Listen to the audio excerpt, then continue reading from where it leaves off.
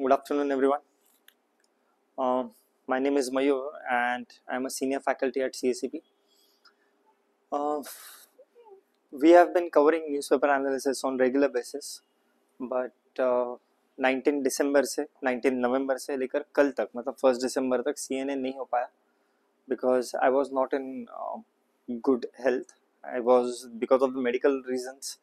I had to be out of the town, and that is why we could not uh, curate and create the current affairs analysis. But today onwards, we shall continue it on regular basis. और जो आपका 19 दिसंबर से लेकर 19 नवंबर से लेकर 1 दिसंबर तक का जो करंट अफेयर्स है वो कहीं नहीं जाएगा. उसको भी हम कल से लेकर पूरे दिसंबर एंड तक हर रोज एक एक दो आर्टिकल 19 नवंबर से 1 दिसंबर के बीच में जितने भी इंपॉर्टेंट आर्टिकल्स आए उनको एक एक दो को एडिशनल सीएनए में लेकर हम पढ़ा देंगे. तो आपका करंट अफेयर्स का नुकसान तो होगा नहीं. आज का सीएनए स्टार्ट करने से पहले there is one important announcement that I would like to make.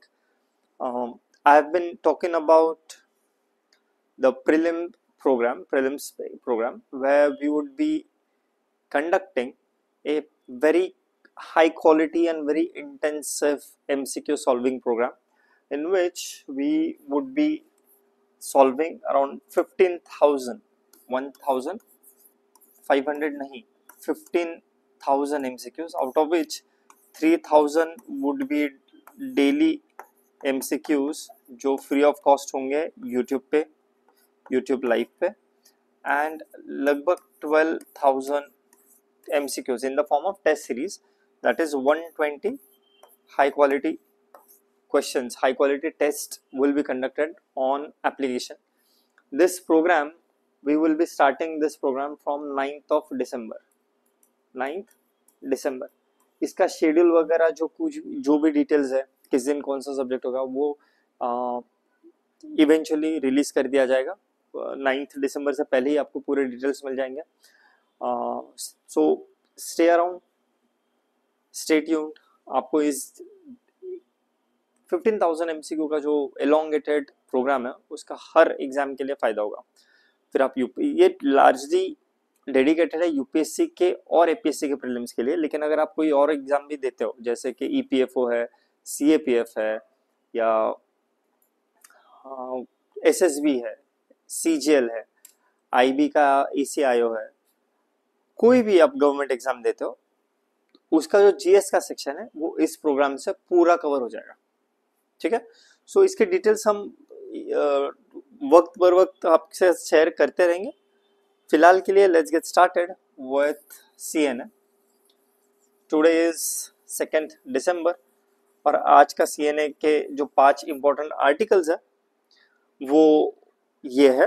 First is rage बेट. ये नया टर्म है.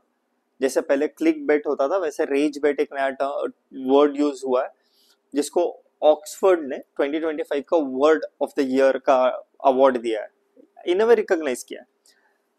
Second article environment ecology say about remediation technique using biological agents. Remediation का मतलब होता है कि कोई भी अगर दिक्कत है, कोई प्रॉब्लम है, उसको सॉल्व करना. ठीक है. तो ये बायो रेमेडिएशन जो है that is using biological agents, harnessing biology to restore the India's polluted ecosystem. Third article जो है वो प्रीलिम्स के पर्सपेक्टिव से इंपॉर्टेंट है, स्पेशली एपीएससी के प्रीलिम्स के पर्सपेक्टिव से, तो उसको हम देखेंगे. बट ये छोटा सा आर्टिकल है, 2-3 मिनट में ये आर्टिकल खत्म हो जाएगा, 3 नंबर का.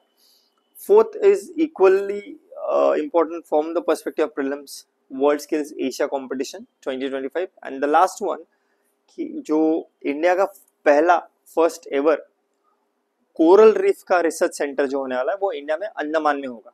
सो ये by just introduction you would have understood कि लास्ट के 3 आर्टिकल जो है वो प्रीलिम्स के पर्सपेक्टिव से ज्यादा इंपॉर्टेंट है. मेंस के पर्सपेक्टिव में इनका पासिंग रेफरेंस एज सब्सटेंटिएटिंग फैक्ट्स और डेटा फॉर योर आर्ग्यूमेंट की तरह यूज हो जाएगा. लेकिन ऊपर के जो आर्टिकल है वो प्रीलिम्स, मेंस, इंटरव्यू तीनों के पर्सपेक्टिव से बहुत इंपॉर्टेंट है. So let's get started. But before we proceed further, This is our Telegram channel, QR Code. You may consider joining the Telegram channel by scanning this QR code. You can get access to all the infographics, all the PPTs and current affairs documents associated with CNA and other channel. So our next foundation batch would be starting soon. This is suitable for both working professional and full-time professional and available in online as well as offline mode. Alright, first article, the word rage bait. मैं ऊपर से पहले आपको एक overview दे दूंगा and then we'll see it into the details. Oxford जो है ना, ऑक्सफोर्ड डिक्शनरी के बारे में आप लोगों ने सबने पढ़ा होगा। तो ऑक्सफोर्ड जो डिक्शनरी प्रोड्यूस करता है वो हर साल एक वर्ड ऑफ द ईयर को रिलीज करता है। वो वर्ड ऑफ द ईयर का चॉइस जो होता है वो that is done by the users of Oxford dictionary. बहुत सारे लोग उसमें वोट करते हैं एंड आफ्टर वोटिंग एक वर्ड को सिलेक्ट किया जाता है कि जो सबसे ज्यादा चर्चा में रहा वर्ड उस साल। तो इस साल कुछ 3 वर्ड के बीच में कंपटीशन था। एक था रेज बेट, एक था रेज बेट, दूसरा था बायो हैकिंग, एक बायो हैकिंग रेस में था, फिर तीसरा जो था वो था, अब जेनजी वाले इसको ज्यादा समझ पाएंगे, थर्ड वर्ड वो था aura farming. In 3 top words में कंपटीशन था, लेकिन eventually the winning word is rage bait. अब रेज बेट का मतलब क्या, मैं आपको सिंपल भाषा में समझाता हूँ। पहले होता था क्लिक बेट, है ना, क्लिक बेट पहले होता था। ये वर्ड आपने शायद सुना होगा, क्लिक बेट। मतलब ऑनलाइन वर्ल्ड में अगर आप चाहते हो कि आपके कंटेंट को कोई देखे तो उसके ऊपर क्लिक बेट लगा देते थे। मतलब कुछ ऐसे आपने भी देखे होंगे ना कि बीच बीच में आप अगर कोई मूवी का रिव्यू देखते हो तो कुछ ऐसे ऐसे अजीब अजीब एक्सप्रेशन देके करते कि ये कैसे हो गया, ऐसा ऐसा। Those are called click bait. Because of those particular images people tend to click on them more, तो इसको इसीलिए उसको क्लिक बेट कहा जाता है। दैट क्लिक बेट के टर्म्स पर ही आया है रेज बेट। रेज बेट का मतलब यह है कि लोगों के बीच में नफरत, गुस्सा, एंगर, जो नेगेटिव इमोशंस है, लस्ट, इनको ट्रिगर करना। अपने जो थंबनेल है उसमें ऐसी चीजों को यूज करना जिससे उनके नेगेटिव इमोशंस ट्रिगर हो। वो नेगेटिव इमोशंस ट्रिगर होने की वजह से उनका views, engagement of the content बढ़ जाता है। So what exactly rage bait means is it is the utilizing negative emotions of human beings, extremely negative voices, anger, lust, rage, ये सारी चीजें in order to monetize the engagement is called rage bait। ठीक है, तो यही पूरे article में दिया हुआ है और इसके कुछ इंटरलिंकेजेस है सोशल से, इकोनॉमिक से, वो हम देख लेंगे।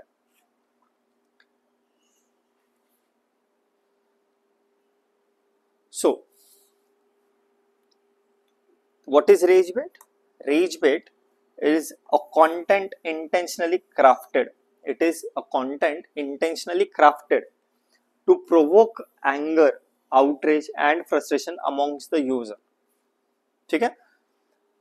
Why is it done? It is used for increasing the clicks, to get views and increasing the engagement. Especially ऐसा कोई भी प्लेटफॉर्म जो अल्गोरिदम ड्रिवन है, उस अल्गोरिदम ड्रिवन प्लेटफॉर्म पर इसका यूज होता है। It is actually, like I said, it is an evolution from the clickbait, which attracts attention through misleading or sensationalized content.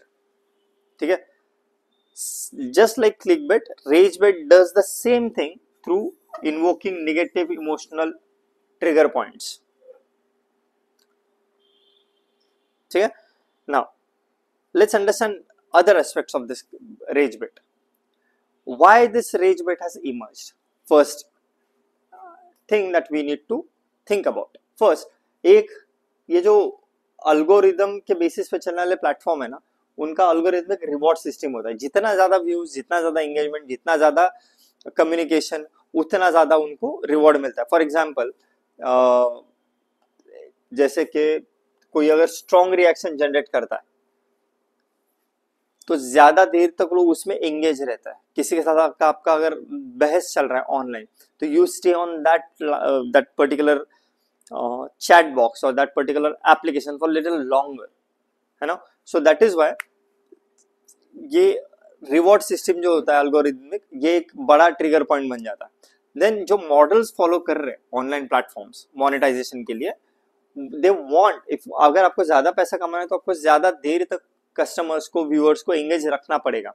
And that is why ये monetization model becomes another reason why betting is deployed. First it was deployed as clickbait, now it is deployed as rage betting. Example, अगर आप X देखोगे, which was formerly Twitter, they pay based on the engagement metrics, views, comments, repost, etc. Then now third reason is there are lower barriers for content creation, है ना. कोई भी आज के movement पे, आज के टाइम पे कोई भी एआई का यूज करके, टेक्स्ट का यूज करके, वीडियो का यूज करके एकदम क्विकली, बहुत ही ज्यादा कम टाइम स्पैन में कंटेंट बना के अपलोड कर सकता है ना. And that lowering down of the barriers for content creation has actually contributed towards the rage bait system. ये रेज बेट के फॉर्म्स क्या क्या? एक, polarizing post on divisive issues. कोई भी दंगल चल रहा है, कोई भी बातें चल रही है, कोई भी किसी भी तरीके का आर्ग्यूमेंट इंटरनेशनल न्यूज में चल रहा है या नेशनल न्यूज में चल रहा है, उसके ऊपर पोलराइजिंग व्यूज दे दो, एक्सट्रीम व्यूज दे दो. जैसे कि अभी फॉर एग्जांपल अगर देखे तो Gautam Gambhir, Ajit Agarkar are the coach and the selector of the BCCI, or Rohit Sharma and Virat Kohli both are the team members of the ODI team, है ना, but they have retired from T20 and from the test. तो शायद इन चारों के बीच में कुछ होगा भी नहीं, लेकिन रेज बेट वाले जो है डिवाइसिव इश्यूज को पोलराइज करने के लिए ये पोस्ट कर देंगे कि विराट कोहली ने सेंचुरी की और सेंचुरी करके जब वापस जा रहा था तो गौतम गंभीर की तरफ देखा भी नहीं, गौतम गंभीर तब नीचे मुंह करके कुछ ऐसे गालियां दे रहा था, समथिंग ऑफ दैट सॉर्ट. इस तरीके का जो एक्चुअल में हुआ भी नहीं है, ऐसा पोलराइजिंग डिवाइसिव कंटेंट को वो प्रमोट करेंगे, उसको क्यूरेट करेंगे, क्रिएट करेंगे. Other one is exaggerated videos और मिसलीडिंग नैरेटिव्स. जैसे कि यही इसी केस में कल एक वीडियो वायरल हुआ जिसमें रविंद्र जडेजा जो है, he was shown smoking cigarette inside the dressing room, जो कि एक्चुअल में है ही नहीं, वो बंदा पीता भी नहीं है, लेकिन just to get views, negative चीजों को नैरेटिव में कन्वर्ट करके बताया जाता है. देन फॉर्म्स क्या क्या है? एक एनेक्डोटल स्टोरीज, मतलब कहानियां बना के शुरू बेचना जो आउटरीच को ट्रिगर करे, या जो पॉलिटिकल मिस इन्फॉर्मेशन है या कॉन्स्पिरेसी ड्रिवन कंटेंट है उसको ज्यादा प्रमोट करना. Excuse me. जो AI generated low quality content है जिसको स्लॉप कंटेंट कहा जाता है, that exploits the emotional triggers, इनको यूज करता है. ऐसे रेज बेट का इंटरनेट के ऊपर क्या इम्प्लीकेशंस होता है, स्पेशली दिस करंट ईयर में 2025 में, that means in contemporary times. First and foremost यार, ऑनलाइन इकोसिस्टम बड़ा हॉस्टाइल बन जाता है. you don't find enough interest, you do not find enough trust in online ecosystem. so ये hostile बन जाता है इकोसिस्टम. रिसेंटली अगर आपने पढ़ा होगा तो एक जो न्यू जनरेशन है, जेन जी और जेन अल्फा जो है, वो कुछ इसको फॉलो कर रही है, जीरो पोस्ट को. ये नया ट्रेंड आया, जीरो पोस्ट का ट्रेंड. मतलब क्या कि those will remain on the platforms but they will not post anything.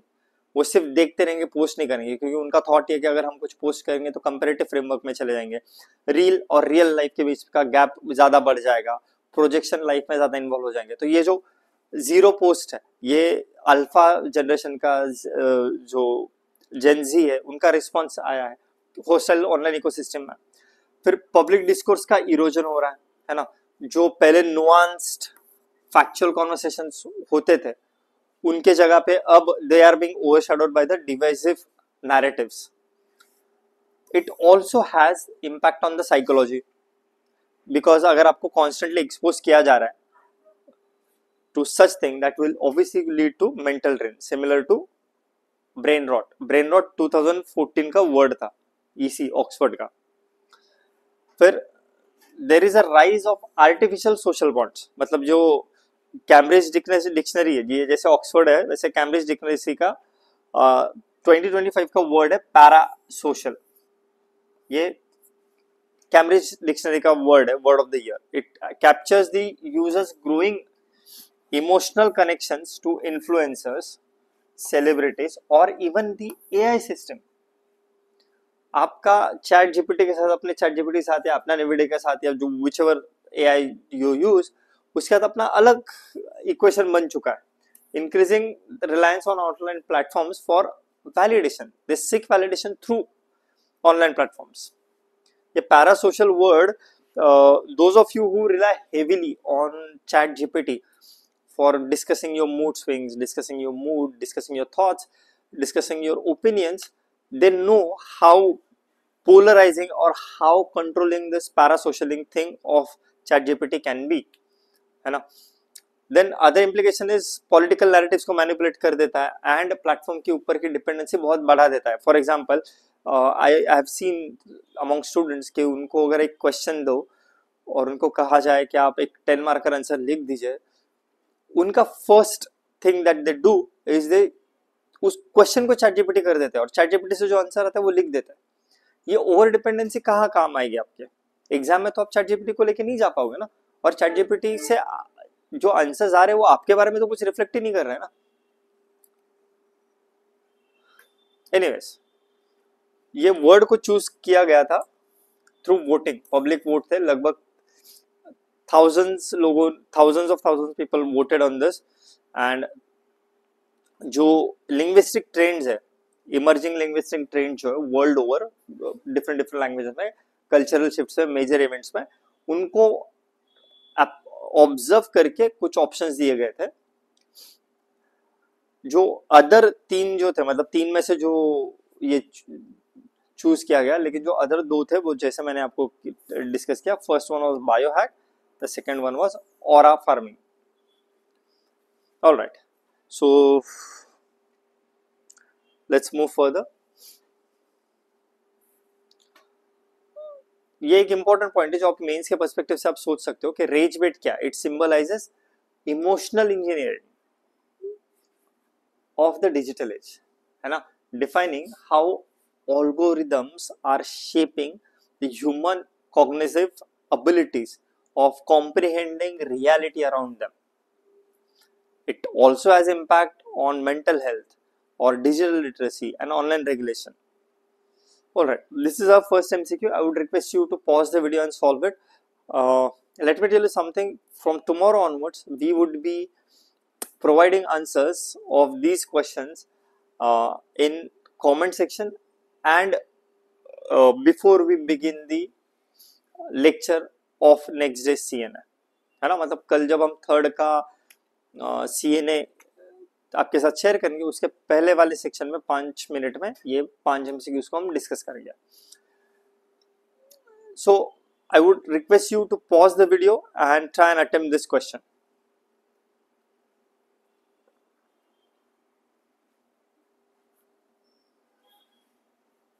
Pause. The second article is about bioremediation. Remediation का मतलब होता है कुछ चीजें जो गलत हो चुकी है, जो in context of the ecosystem polluted, problematic ecosystem जो है उसको फिर से जिंदा करना, फिर से अपने पुराने फॉर्म में लेकर जाना, in a way restoring it to the life is called remediation. When you use biological agents जैसे कि माइक्रोब्स हो गया, जेनेटिकली मॉडिफाइड बैक्टीरियाज हो गए, इनको अगर आप यूज करते हो रेमेडिएशन के लिए तो that is called as bio remediation.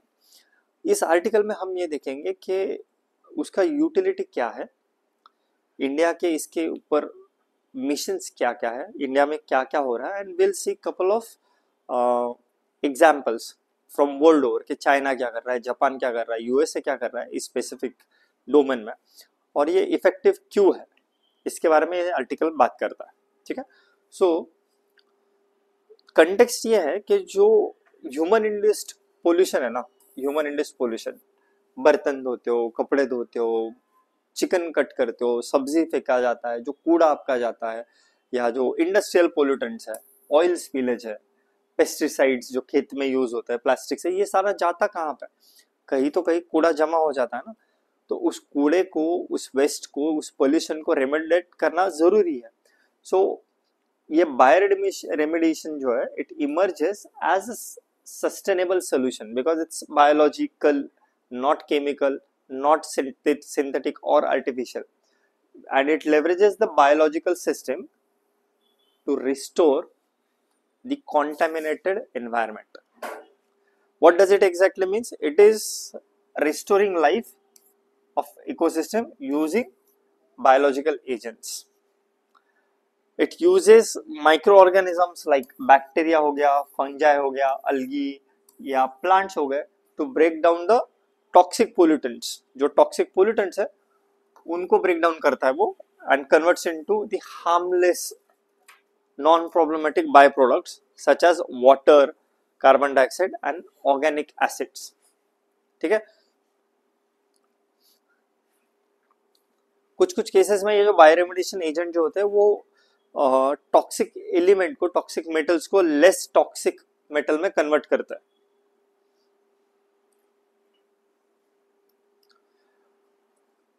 कुछ बेसिकली आप उसको अगर डायग्राम के थ्रू अगर आपको समझाना हो तो लेट्स से कि ये एक पोल्यूटेड जगह है, पोल्यूटेड, इसमें फीलेज पोल्यूटेड है इसमें, तो इसमें माइक्रोब्स जो है उनको इंजेक्ट कर देंगे इसके अंदर, वो microbes will work on this polluted ecosystem and then it will convert into the fresh one और द ओरिजिनल वन, और it will restore the life into it. ये जो होता है ना बायोरेमेडिएशन, ये दो तरीके के होते हैं, एक होता है इन सिटू और दूसरा होता है एक्स सिटू। इन सिटू मीन्स जो जहां पे पोल्यूशन हो रहा है वहीं पे उसका सोल्यूशन देना is in Situ. Ex situ का मतलब है कि जहां पे पोल्यूशन हो रहा है वहां से पोल्यूटेड एंटिटी को उठाकर एक फैक्ट्री में या एक सेटअप पे लेके जाना, एक फैसिलिटी में लेकर जाना, और वहां पे उसके ऊपर काम करके उसको फ्रेश कन्वर्ट करके वापस अपनी जगह पे छोड़ देना, है ना। जैसे इन सिटू कंजर्वेशन होता है बायोडाइवर्सिटी में हमारा, एक्स सिटू कंजर्वेशन होता है, वैसे ही in situ bioremediation and ex situ bioremediation. ये बायोटेक्नोलॉजी का मॉडर्न बायोरेमेडिएशन में क्या रोल है? एक, ये जो मॉडर्न बायोरेमेडिएशन है ना, it combines the traditional microbiology by with cutting edge biotechnology. कुछ कुछ जगहों पे जेनेटिकली मॉडिफाइड माइक्रोब्स का भी यूज होता है, जो what we call as engineered microbes, उनका भी यूज किया जाता है बायोरेमेडिएशन टेक्निक में, बायोरेमेडिएशन प्रोसेसेस में। अब next question is, okay we understand कि बायोरेमेडिएशन कुछ है, लेकिन इंडिया को इसकी क्या जरूरत है? India needs the bioremediation for multiple reasons. एक, India has a very severe pollution load. अगर आप गंगा यमुना देखोगे तो यू विल बी सरप्राइज कि इनको नदी कैसे कहा जाए, इसमें कोई उतरे कैसे, इतना ज्यादा पोल्यूशन है। Anyways, so they have severe pollution load like Ganga Yamuna, है ना, या इंडस्ट्रियल कंटामिनेशन है जो रिवर्स के बाजू में रखा है, जिसमें पेस्टिसाइड्स, ऑयल लीकेज एक्सेट्रा सब होते रहता है। We also have traditional methods, लेकिन उनका लिमिटेशंस है। एक तो उनके क्वांटिटी के ऊपर लिमिटेशन है, कितना ज्यादा पोल्यूशन लोड को वो प्यूरिफाई कर पाएंगे, रीस्ट्रक्चर कर पाएंगे, उसके ऊपर लिमिटेशंस है। ठीक है,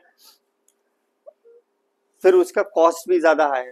then we have resource constraints, meaning जो सॉल्यूशंस है प्रॉब्लम के लिए वो इंडिया को बहुत ज्यादा अमाउंट में भी चाहिए और बहुत सस्ते में भी चाहिए, है ना। तो अफोर्डेबिलिटी एंड अवेलेबिलिटी ये मेजर फैक्टर बन जाता है। और बायोडाइवर्सिटी का एडवांटेज ये है कि जो इंडिया से इंडिजीनियस बायोरेमेडिएशन टेक्निक बनेंगे वो इकोलॉजिकल पर्सपेक्टिव से इंडिया को ज्यादा बेनिफिट करेंगे, सस्टेनेबल होंगे, इकोसिस्टम के ऊपर नेगेटिव इंपैक्ट नहीं करेंगे। तो इंडिया को क्यों चाहिए तो पता तो चल गया, लेकिन इसके लिए एफर्ट्स क्या लिए जा रहे हैं, इंस्टीट्यूशनलाइज एफर्ट्स क्या है, उसके लिए जो एफर्ट्स लिए जा रहे हैं उसमें से एक है डीबीटी का, मतलब डिपार्टमेंट ऑफ बायोटेक्नोलॉजी। वो एक क्लीन टेक्नोलॉजी प्रोग्राम रन कर रहा है विच enables cooperation between industry and the renowned academic sections of the country. फिर एक CSIR का एक national environmental engineering research institute है विच इज कॉल्ड नीरी, वो नेशनल बायोरेमिडिएशन के एफर्ट्स या प्रोजेक्ट्स को लीड कर रहा है। फिर डिफरेंट डिफरेंट IITs है, वो अलग अलग बेसिस पे अलग अलग प्रोजेक्ट्स पे काम करे in order to work on bioremediation. For example जो कॉटन बेस्ड नैनो कंपोजिट्स है उनका यूज किया जाएगा ऑयल एब्सॉर्बेंस की तरह, है ना। तो ये एफर्ट के बारे में डिस्कस होना है कि ऐसे IITs या डिफरेंट इंस्टीट्यूशंस अपने अपने लेवल पर कोशिश कर रहे हैं।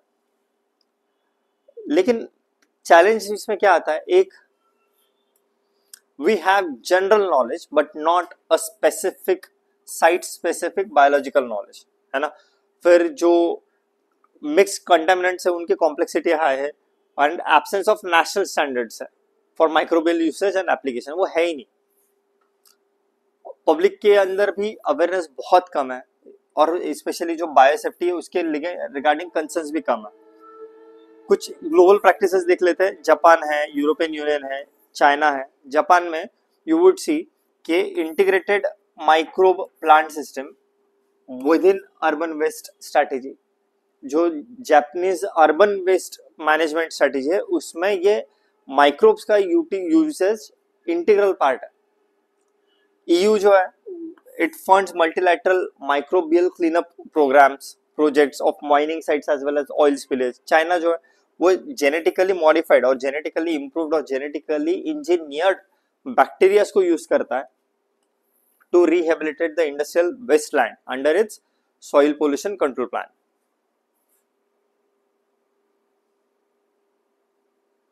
ओके, इसमें इंडिया इस करंट सिचुएशन में इंडिया के लिए बहुत सारे अपॉर्चुनिटीज है। वन ऑफ देम और दिस सिचुएशन में जो नेशनल मिशन रन हो रहे हैं उनको पहले समझ लेते हैं। मतलब ये ग्रीन टेक्नोलॉजी जो है उसमें जॉब क्रिएशन भी काफी होगा, बट जॉब क्रिएशन सेकेंडरी है, पोल्यूशन कंट्रोल प्राइमरी है। उसमें स्वच्छ भारत मिशन हुआ, नमामि गंगे मिशन है, या national mission on sustainable agriculture है, या ग्रीन टेक्नोलॉजी इनिशिएटिव्स जो है, ये सारे फोकस करते हैं इस अपॉर्चुनिटी को यूज करने पर।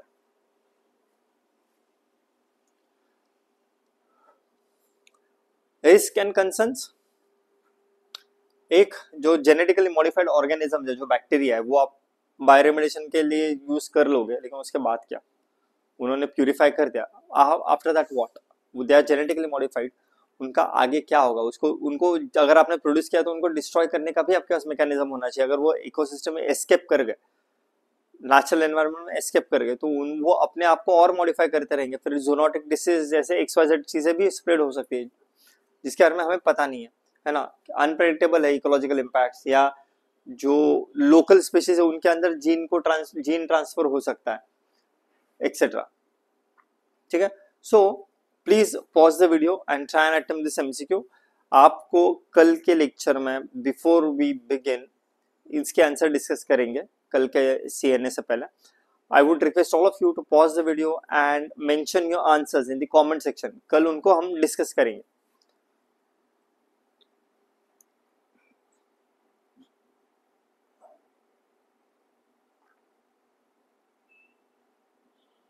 All right, let's jump on to the next 3 articles. आगे की 3 आर्टिकल प्रीलिम स्पेसिफिक है, उसमें ज्यादा मेंस का लोड लेने का कुछ नहीं है, सिर्फ उनको फैक्ट्स की तरह आपको समझ के रखना है। फर्स्ट वन इज इंडिया जो है it is going to chair the international IDEA in 2026। IDEA क्या है, डेमोक्रेटिक इंस्टीट्यूशन है, डेमोक्रेसी को प्रमोट करने वाला एक ऑर्गेनाइजेशन, एक इवेंट है, उसको इंडिया चेयर करने वाला है। ठीक है, तो उसमें ज्यादा कुछ सोचने वाले, ज्यादा ध्यान में रखने वाली चीज नहीं है। जो as India as the world's largest democracy has been globally acknowledged so far for supervising free, fair and transparent election, and because of that जो चीफ इलेक्शन कमिश्नर है Gyanesh Kumar sir, he is set to assume the chairship or the chairmanship of the international institute for democracy and electoral assistance. International institute for democracy and electoral assistance, international idea. ये दिसंबर 3 मतलब कल Stockholm में ये अपना chairmanship लेंगे. About this idea, it is एक NGO है, 1995 में एस्टेब्लिश हुआ था, जैसे नाम बताता है वही उसका काम था, to support and promote the sustainable democracy in the world. ठीक है, ये जो इंटरनेशनल आइडिया फोरम है, it also has observer status in the United Nations. इसके अलावा इस पर्टिकुलर आर्टिकल से प्रीलिम्स के बियॉन्ड ज्यादा कुछ इंपॉर्टेंट नहीं है. इसमें 6 की फोकस एरियाज है, ये भी प्रीलिम्स में के लिए इंपॉर्टेंट नहीं. अगर आप मेंस में कहीं यूज करना चाहो इस कंटेंट को तो आप यूज कर सकते हो, लेकिन इसके स्पेसिफिक कोई एग्जांपल या कोई क्वेश्चन नहीं आएगा मेंस में.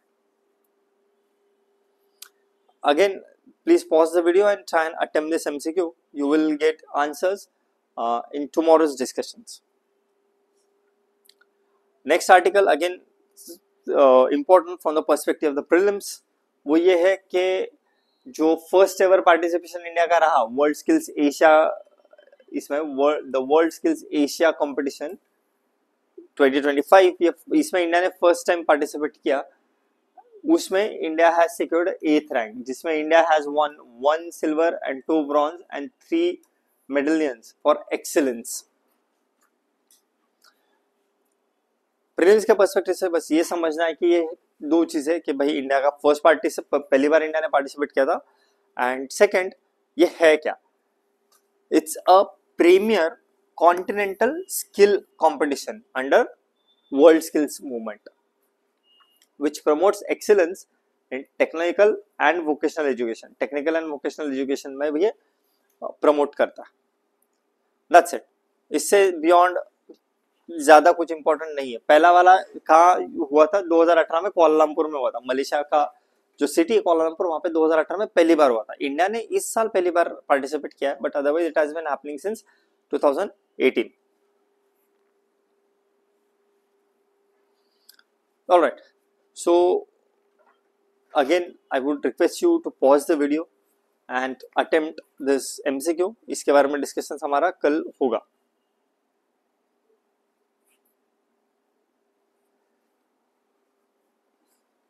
Last article of the day, ये अगेन इट्स वेरी सिंपल. जो कोरल रीफ का रिसर्च सेंटर है इंडिया का, that is going to be established at Andaman and Nicobar islands.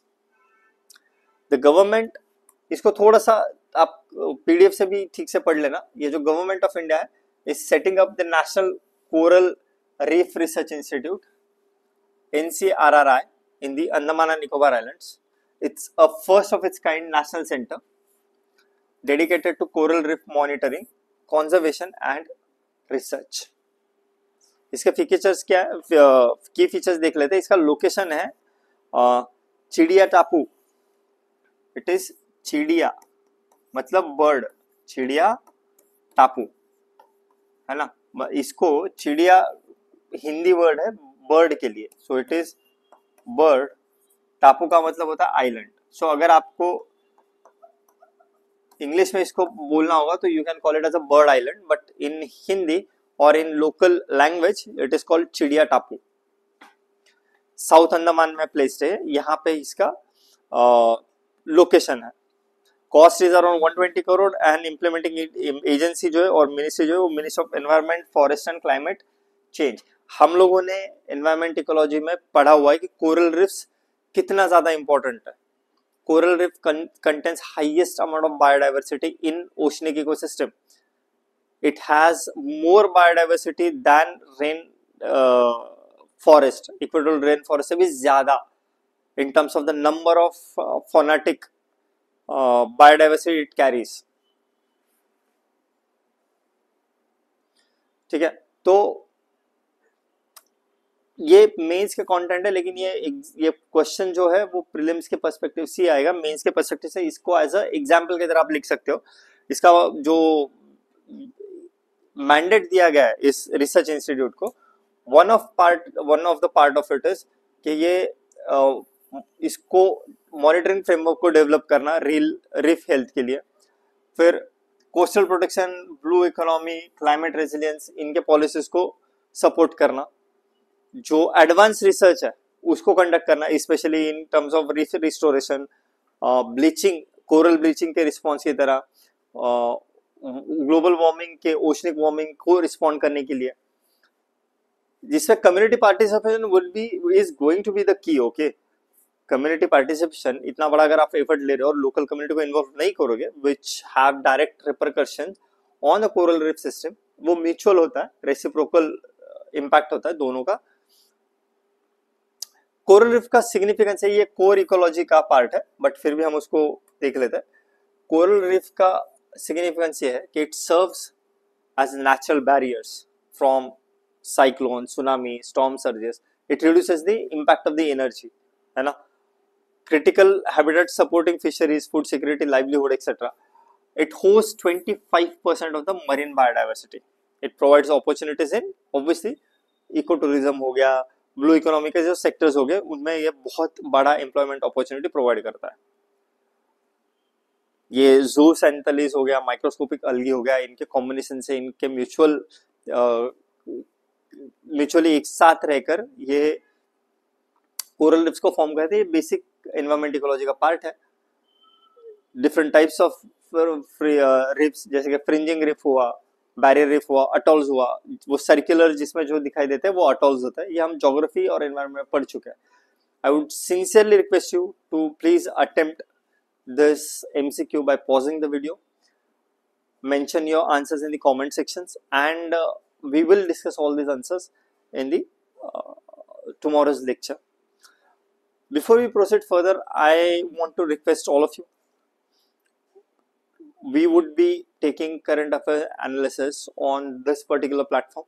इसी तरीके से डिजिटल बोर्ड पे हम लेंगे, क्योंकि इसके पहले हम iPad के ऊपर या सिर्फ ऑडियो फॉर्मेट में ले रहे थे, वीडियो मतलब मैं प्रेजेंट होकर प्रेजेंट नहीं कर पा रहा था। तो आपसे एक्सपेक्टेड ये है कि please let me know, please let us know, how do you want to continue? Do you want me to continue on digital platform, or you want me to go back to the iPad? Please mention your response in the comment section, so then only I will get an idea कि इस तरीके से जाना है या iPad से जाना है। Okay, so ये हमारे स्मार्ट बुक्स है, one stop solution. Now these are available also in SMS medium. For further details you can contact on this number. It's all right. Thank you so much. See you tomorrow. Have a good day.